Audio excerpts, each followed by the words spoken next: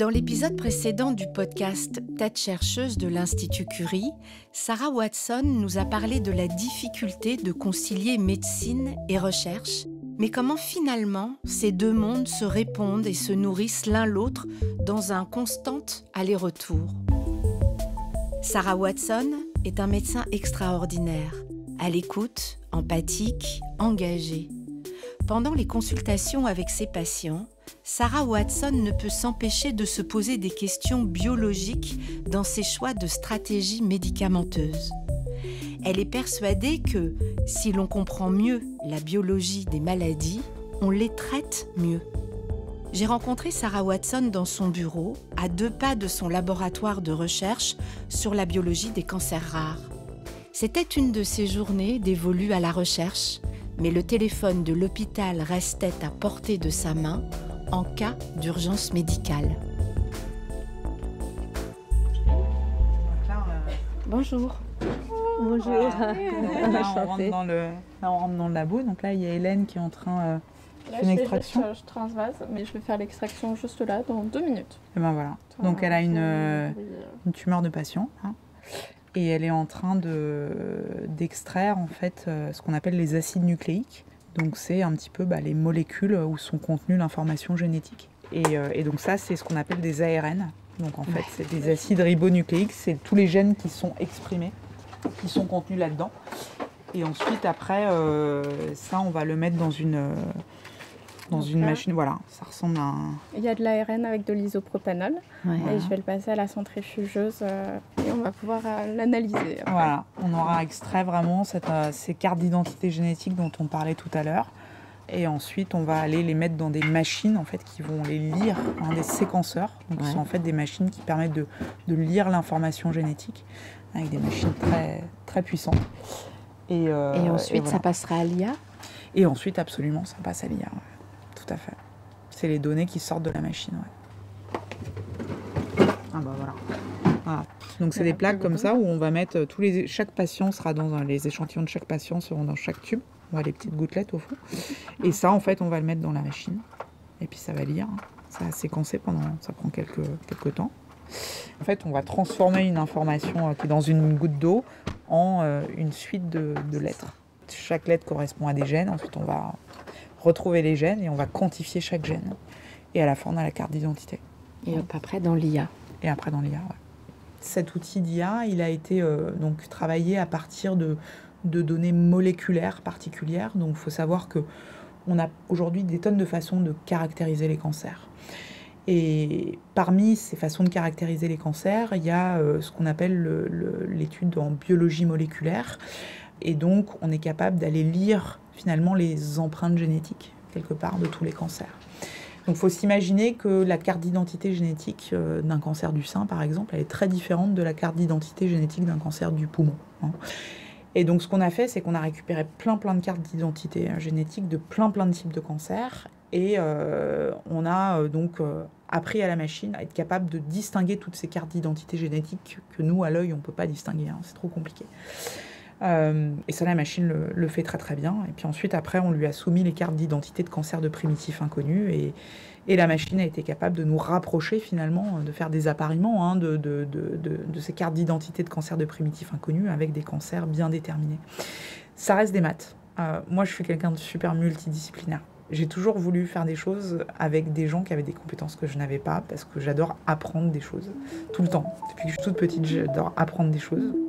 Sarah Watson a conçu et développé, avec une équipe de chercheurs, d'informaticiens et d'ingénieurs de l'Institut Curie, une intelligence artificielle capable de reconnaître à 80% l'organe d'origine d'un cancer de primitifs inconnus.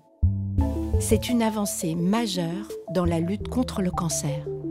Ce projet-là, c'est une question clinique à la base, c'est-à-dire en gros, comment je vais soigner mon patient. Je ne sais pas comment le soigner parce que je ne sais pas d'où viennent ces métastases. Donc la question clinique, elle est là. Puis ensuite, il y avait nos connaissances en biologie moléculaire, de ce qu'on sait sur ces cartes d'identité. Et puis ensuite, après, il y a eu des échanges extraordinaires avec des mathématiciens, des geeks, des espèces d'experts en IA, où moi je suis incapable de faire ça moi-même. Mais par contre, on a partagé tout ça. Et, Au sein de l'Institut? Ouais, absolument. À Curie, Au sein de l'Institut, ouais. Il y a des Ouais. geeks, il y Ah a oui, il y a des geeks, ouais. Ouais, il y a des super geeks. Et honnêtement, c'est génial parce que on a des réunions où moi, au début, je ne comprenais pas un mot, quoi. Enfin, parce que c'était dans des domaines...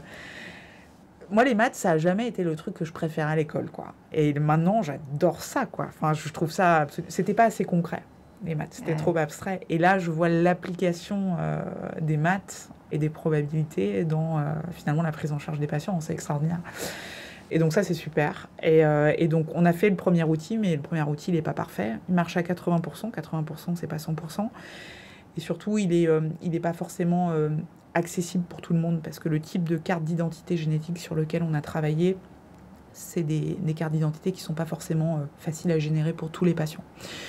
Et donc là, ce qu'on fait, c'est que depuis maintenant 1 an et demi, le projet il a pris une ampleur extraordinaire. Et donc, l'équipe s'est agrandie. Il y a des geeks qui sont arrivés en plus pour rejoindre le projet. Et donc maintenant, il y a tout un groupe qui travaille. On travaille tous ensemble sur améliorer cet outil, en faire un outil beaucoup plus accessible. Donc, on va y intégrer différents types de données. Je vous ai dit, on travaillait sur un type de données moléculaires. L'idée, c'est de se dire, plus on donne à la machine de quoi reconnaître ce cancer, mieux elle va y arriver. Et donc, on va rajouter des couches d'informations.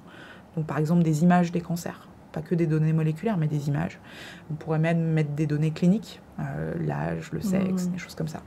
Rajouter des couches d'informations, intégrer toutes ces données ensemble. Et là, il y a beaucoup d'aspects mathématiques, ce qu'on appelle bioinformatique, c'est-à-dire l'intégration des données ensemble.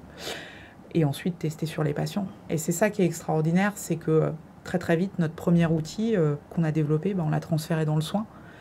Et c'est ça le truc qui est le plus chouette, quoi. C'est qu'on développe quelque chose et qu'on arrive, quand on est comme ça, sur des questions qui sont très cliniques, à combler un besoin énorme et à se dire, mais cet outil, il apporte quelque chose pour la prise en charge des patients.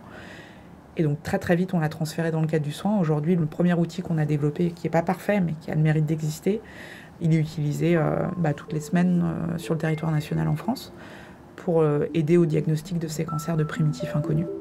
Grâce à cet outil, certains malades peuvent doubler leur espérance de vie. C'est beaucoup pour ce type de maladie. Et là, ce qu'on a vu, on a repris les données de survie. J'aime pas ce mot, mais c'est comme ça qu'on dit. C'est-à-dire le temps entre le diagnostic et le décès chez les patients qui ont bénéficié de cet outil versus ceux pour lesquels on n'a jamais trouvé d'où venaient les métastases. Et ce qu'on voit, c'est que la survie, elle est plus que doublée. Donc, on passe de un peu moins d'1 an, 10 mois de survie à 20 mois de survie. Donc, alors il y a des gens qui nous diront 20 mois, ça reste catastrophique. C'est sûr que c'est pas assez. Mais quand on sait ce qu'on peut faire en 10 mois, alors en 20 mois, on peut faire 2 fois plus. Moi, je vois des gens qui font des choses extraordinaires en 15 jours. Je pense que ça a du sens. Et surtout, en fait, on donne la possibilité aux patients d'avoir une prise en charge un peu spécifique. C'est ça qui est très dur dans ces cancers-là, c'est que on dit, déjà, on ne sait pas bien ce que vous avez, puis on ne sait pas comment vous traitez, vous allez recevoir un truc à l'aveugle. Et là, on dit, voilà, on pense que vous avez ça et on va vous donner le traitement qui va bien. Puis des fois, le traitement, il marche, des fois, il ne marche pas. Ça, c'est un autre sujet, mais au moins, on ouvre cette porte d'une médecine personnalisée. À l'heure où tout le monde parle de médecine de précision, de médecine personnalisée, il y a encore malheureusement des cancers où on n'a pas du tout ça. Et de pouvoir ouvrir un peu la porte, c'est déjà une bouffée d'espoir pour les patients, c'est énorme. Ce nouvel outil d'intelligence artificielle a bénéficié d'une large couverture médiatique. Et la vie de chercheuse et de femme de Sarah Watson s'en est trouvée bouleversée. Il y a un jour, il y avait un patient qui venait d'avoir un diagnostic de cancer de primitif inconnu. Monsieur Charles de Lobel. Charles.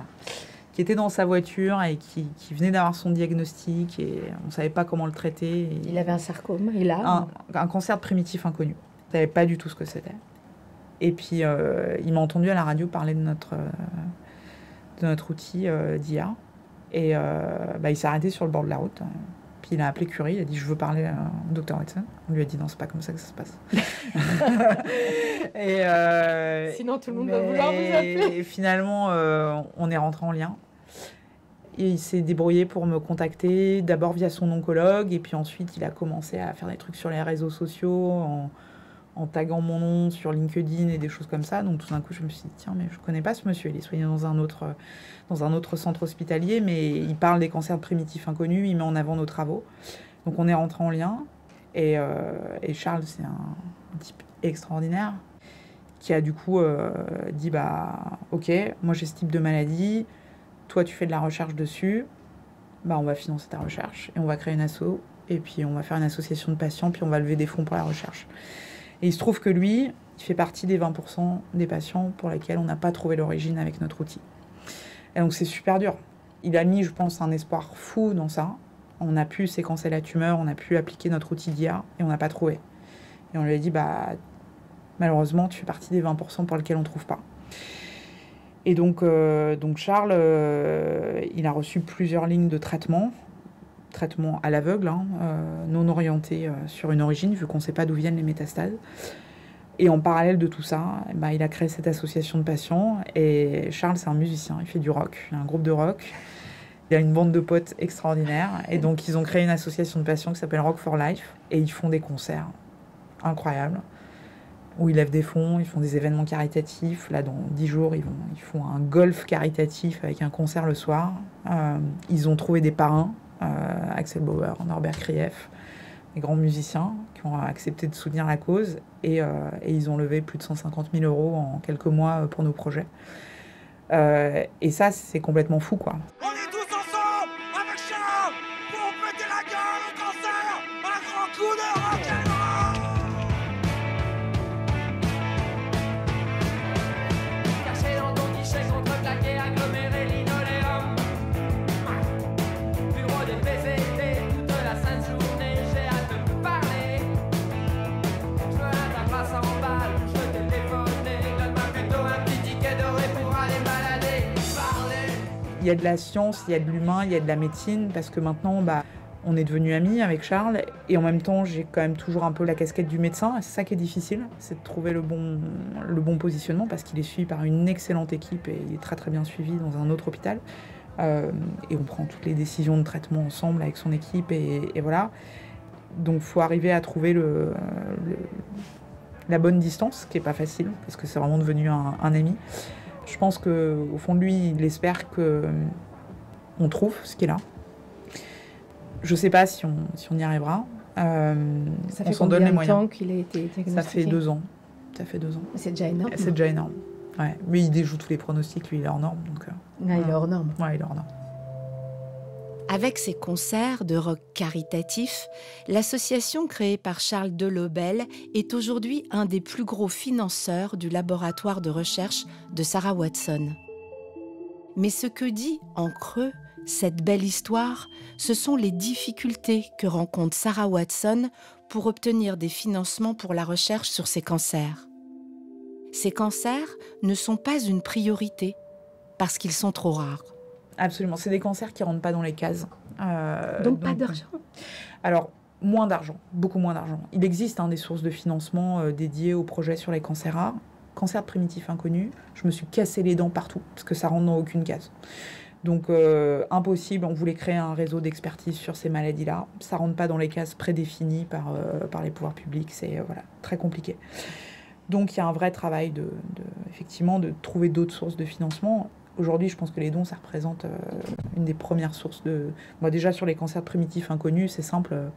L'association Rock for Life, l'association de Charles, c'est de loin notre première source de financement. De loin. Je me pince quand j'entends ça. Voilà. De loin. Sur les sarcomes, c'est un petit peu différent. Pourquoi ? C'est un petit peu différent parce que la prise en charge de ces maladies-là et la recherche sur les sarcomes est quand même déjà un petit peu structurée en France et sur le plan international, plus que sur les cancers primitifs inconnus en tout cas. Il existe déjà des réseaux d'expertise, des centres experts. Il y a d'autres équipes de recherche qui travaillent sur les sarcomes. Sur les cancers primitifs inconnus, il n'y a vraiment rien. Donc sur les sarcomes, j'ai quand même des financements qui viennent d'autres sources. Mais c'est vrai que c'est difficile d'avoir des sources de financement sur ces maladies rares parce que déjà, les financements industriels, il ne faut pas trop y compter parce que c'est une recherche qui ne rapporte pas d'argent. Qui rapporte pas beaucoup d'argent. Il n'y a pas assez de cas. Pas assez de patients. Voilà. Donc ça, c'est la première chose. Et puis, en plus de ça, c'est une recherche qui a des particularités, c'est-à-dire que on n'a pas des collections de dizaines, de centaines de milliers de tumeurs, parce que par définition, c'est des maladies rares. Donc on travaille sur des petits échantillons, et on est obligé d'en sortir une information beaucoup plus importante. Donc on ne peut pas proposer des projets stratosphériques avec des centaines de milliers d'échantillons. Ce n'est pas possible du fait de la rareté de la maladie. Donc on est contraint par le fait qu'on a très peu sur ces maladies rares de modèles précliniques. Donc ces modèles précliniques qui sont le nerf de la guerre pour trouver des nouveaux médicaments, parce que on ne choisit pas les nouveaux médicaments directement sur les patients. D'abord, on les teste dans des modèles qui doivent récapituler la biologie de la tumeur. Et plus la maladie est rare, moins il y a de modèles qui existent. Et donc dans les sarcomes, il y a très peu de modèles. On travaille par exemple sur un type de sarcome. Il n'existe aucun modèle qui récapitule la complexité de ces tumeurs. Donc, on fait nos propres modèles. On essaye de les faire nous-mêmes parce qu'on n'a pas les outils. Donc, on construit nos outils pour étudier ces maladies-là. Et ça vous déprime pas? Comment vous faites avec ça? Je dirais que effectivement, c'est... on peut voir les choses des deux côtés et on pourrait se dire, si j'avais beaucoup plus de moyens, je pourrais faire beaucoup plus de choses et beaucoup plus vite, c'est sûr. D'un autre côté, du coup, on est beaucoup moins d'équipes qui travaillent sur ces maladies-là et du coup, il y a beaucoup moins de contraintes dans le choix de nos thématiques. On est plus libre, il y a moins de compétition. Et ça, c'est aussi quelque chose qui est quelque part pour une équipe de recherche, on a plus de liberté dans ce qu'on fait et dans nos domaines de recherche. Donc bien sûr que j'aimerais avoir beaucoup plus de financement et que j'aimerais qu'il y ait des dizaines d'équipes qui travaillent sur la thématique pour qu'on aille beaucoup plus vite. Ça c'est sûr. Après, ça fait aussi partie de ce qui m'intéresse. J'ai toujours bien aimé les choses quand c'est un peu compliqué. Mais je pourrais créer l'Institut du sarcome ou du cancer de primitif inconnu et mettre des dizaines d'équipes de recherche. C'est pas les idées qui manquent. C'est plus les moyens humains et financiers, effectivement. Sarah Watson a reçu de nombreux prix.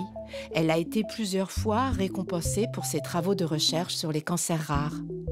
Prix de la meilleure thèse de médecine en oncologie. Bourse Nuovo Soldati pour la recherche en cancérologie. Prix Gallet et Breton de l'Académie nationale de médecine. Prix Claude Jacquillat de la Société française du cancer. Et en 2025, prix de l'Express de la personnalité scientifique de l'année. Mais Sarah Watson préférerait ne pas en parler. Tout cela la met mal à l'aise. Aussi fou que cela puisse paraître, Sarah Watson souffre du syndrome de l'imposteur. Là, c'est un de vos prix, c'est un cadre où l'on voit un de vos prix, donc Fondation Bristol Myers Squibb, pour la recherche en immuno-oncologie, Dr Sarah Watson, lauréate du 13e appel à projet de la Fondation pour la recherche en immuno-oncologie, pour le projet Nouvelles cibles immunologiques dans les liposarcomes dédifférenciés. Ouais. Et ça, c'était le 1er juillet 2024. Ouais. Et alors, c'est marrant parce que j'ai eu plusieurs prix. Voilà. Enfin, je suis très mal à l'aise par rapport à ça. Donc, et celui-là, en fait, il est là parce que je ne l'ai jamais rangé. En fait, ils sont tous rangés dans un tiroir. Parce que là, c'est mon bureau du labo. Et j'ai un bureau partagé avec d'autres collègues médecins à l'hôpital où j'ai rangé dans un tiroir les prix, les médailles. Et en fait, il ne rentre pas dedans. Celui-là est trop gros. Donc, c'est pour ça qu'il est là. Du coup, il est là.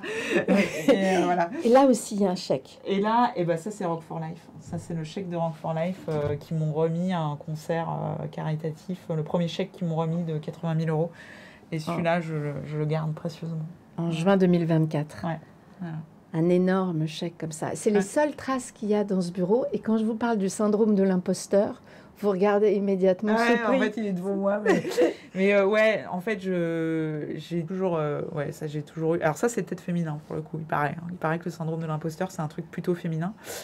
C'est vrai que les récompenses, les valorisations, c'est des choses que... J'ai toujours tendance à me dire que j'ai de la chance et que c'est de la chance. Voilà. J'ai toujours été comme ça. Je pense que ça ne changera pas beaucoup. Et puis, j'ai toujours un peu de mal à accepter des récompenses qui sont... Enfin, le travail, il est tellement en équipe que qu'on le remet à une personne, mais ça reflète un truc qui va tellement au-delà de la personne. Donc, bien sûr que c'est important parce que ça apporte de la reconnaissance, ça apporte de la lisibilité. Moi, le fait d'avoir eu de la communication sur ce que j'avais fait, d'avoir des prix, ça a permis de parler de ce qu'on fait, d'avoir des financements, de rencontrer des patients, des associations de patients, des choses comme ça. Donc, c'est important. Mais ça ne vous empêche pas de douter. Ouais, mais je pense que le doute, il est bon pour la science. Parce qu'il ne faut jamais être sûr de soi. Des fois, on a l'impression qu'on a trouvé quelque chose, puis il faut toujours se remettre en question. Donc, Vous parlez depuis le début sans aucun problème. Vous parlez. Et là, je vous parle de vos prix. Et c'est foutu. Ouais, non, je suis pas hyper à l'aise avec ça. Mais, donc, c'est vrai ce qu'on dit de vous. En fait, aussi que vous pensez même pas à vous présenter au prix, quoi. Bah ouais, non, j'y pense pas spontanément. Après, quand on me dit de le faire, je le fais. Hein. Mais c'est pas le plus important. Le plus important, c'est quand on trouve des choses, c'est quand les patients disent merci. C'est ça le plus important. Sur les murs aveugles du bureau de Sarah Watson, il y a des affiches de peinture. Picasso, de Stahl, Van Gogh. Il y a aussi des cartes postales que ses patients lui ont envoyées. Je sais qu'elle garde précieusement les lettres qu'elle a reçues. Je me suis demandé si Sarah Watson avait toujours voulu être médecin. Quand j'étais au collège, moi, mon rêve, c'était pas du tout d'être chercheuse ou médecin. Hein. Mon rêve, c'était de gagner Roland-Garros. Donc, ça, je peux comprendre. Voilà. Donc, c'était ça. Hein. Je me voyais dans mes rêves, c'était gagner Roland-Garros. Enfin, en vrai, j'étais juste bonne, mais je pense que j'étais pas du tout née pour être une championne de tennis. Mais bon, dans mes rêves, c'était ça. Et puis, donc, je voulais faire tennis-études, enfin sport-études, un truc où on fait du sport. Et puis, j'ai quand même j'avais 2 parents profs à l'époque, tous les 2 profs. Donc là, le sport-études, c'était no way. C'était, tu vas faire des vraies études et un vrai métier. Donc j'ai écouté. Enfin, de toute façon, j'avais pas le choix. Donc voilà. Et puis ensuite au lycée, je savais pas trop ce que je voulais faire. Mais j'étais très littéraire en fait. Hein. Moi, j'adorais les langues, j'adorais la littérature, j'adorais écrire, lire, voilà. J'ai toujours gardé le sport à côté, mais du coup après, je me suis dit je vais faire des lettres. Et puis là, pareil, no way, tu feras pas des lettres, tu feras des sciences parce que les lettres, tu vas finir au chômage. Donc ou tu vas finir prof, pire, prof. Donc voilà. Et donc après, j'ai fait des études de sciences. Dimitri, est-ce que je peux te rappeler d'ici 1 heure? J'ai plus de place la semaine prochaine en consulte. Je déborde, mais Clément, il doit avoir de la place. Je te rappelle tout à l'heure. D'accord? À toutes. Excusez-moi. Et donc, le sport, ça a toujours été hyper important. Donc, le tennis arrêté, mais je me suis mise à la course à pied. Et donc, c'est indispensable. Je cours 3-4 fois par semaine. Et vous courez du 10 km Je cours entre 1 heure et 2 heures. Donc, je me lève 6h moins quart, 6h, je vais courir. Puis ensuite, après, c'est bon, on peut aller au boulot. Et c'est indispensable. C'est indispensable parce que ça me fait un équilibre. Enfin, je travaille beaucoup mieux quand je fais du sport, quoi. Et je suis l'esprit beaucoup plus clair et je suis apaisée. J'ai beaucoup moins de préoccupations. Enfin, je me sens bien et du coup, je travaille beaucoup mieux. Mais c'est un sacerdoce, en fait. Ce que vous décrivez, enfin, c'est vrai. Ouais. Pour tenir psychologiquement, tenir physiquement, besoin de courir, besoin d'avoir de bien séparer les choses pour pas être complètement envahi, même si vous l'êtes. C'est ça, non? C'est indispensable. Le sport, c'est vraiment il m'est arrivé de me d'être au repos contraint et ça a été des périodes très très compliquées parce que j'ai une énergie qu'il faut qu'elle parte dans. Enfin voilà. Donc et donc de pas pouvoir faire de sport quand j'étais blessée, je pense que c'était les périodes où j'étais la moins bonne professionnellement. Donc voilà. Donc non, ça c'est hyper important. Donc la course à pied et puis donc j'ai fait des là j'en fais moins parce que j'ai moins le temps de m'entraîner en ce moment, mais j'ai fait des marathons, je fais des trucs comme ça. J'aime beaucoup la course à pied longue distance. Je trouve que c'est c'est la récompense du travail. Ça reflète tout ce qu'on fait, en fait. Hein. On ne peut pas courir un marathon sans s'être entraîné et sans avoir préparé les choses. Non, et puis c'est difficile. Et c'est dur. Et on est satisfait à la fin. Voilà, il y a des moments où on a envie de craquer. Il faut quand même tenir, parce que j'ai cru comprendre qu'autour du 30e kilomètre, 25 kilomètres, c'est dur. Ah, c'est dur. C'est simple, on sent des parties de son corps qu'on ne savait pas qu'il était possible de sentir. Donc voilà, moi j'ai découvert des sensations pendant les marathons. Donc voilà. Mais ouais, un sentiment. Je pense que c'est les trucs dont je suis le plus fière, c'est ça. C'est ces trucs-là où j'ai couru des trucs de 50 bornes et je dis ouais, je l'ai fait, quoi. Donc parce que c'est des mois de préparation et c'est donc. Non, mais vous parlez sérieusement quand vous dites ça. C'est-à-dire que entre l'IA qui dit à 80% l'origine d'un cancer et un marathon, ça vous êtes vraiment pas... c'est complètement différent. On peut pas. Mais vous dites mais c'est, je dirais, c'est des satisfactions qui sont différentes. Il y a certains points. Pour la science, je suis jamais complètement satisfaite. Je veux dire, il faut faire encore mieux que ça. Notre truc, c'est bien, mais c'est pas parfait. Mon marathon est pas parfait non plus, je vous rassure. Mais vous le faites. Mais voilà, vous arrivez au bout. Et j'ai pas d'ambition démesurée pour moi sur le plan sportif. Je sais que voilà. Par contre, l'ambition sur le plan scientifique, on peut faire mieux et on a encore du boulot. Donc c'est bien ce qu'on fait et on est super content de voir que c'est utile pour les patients. Mais on peut faire mieux, quoi. Donc, et c'est ça qui fait que tous les jours on se lève et qu'on y va, quoi. Ouais, je comprends.